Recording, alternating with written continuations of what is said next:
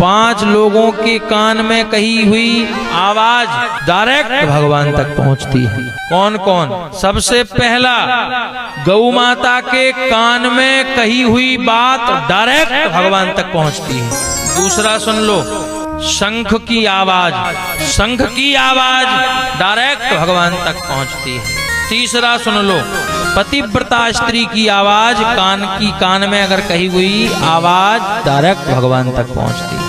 चौथी, संत की आवाज, संत की आवाज डायरेक्ट भगवान तक पहुंचती है। और 5वां सुन लो, नांदिया के कान में कही हुई बात डायरेक्ट भगवान तक पहुंचती है। 5 लोगों के कान में कही हुई आवाज डायरेक्ट भगवान तक पहुंचती है। कौन कौन?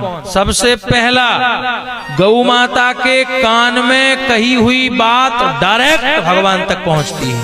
दूसरा सुन लो, शंख की आवाज, शंख की आवाज डायरेक्ट भगवान तक पहुंचती है।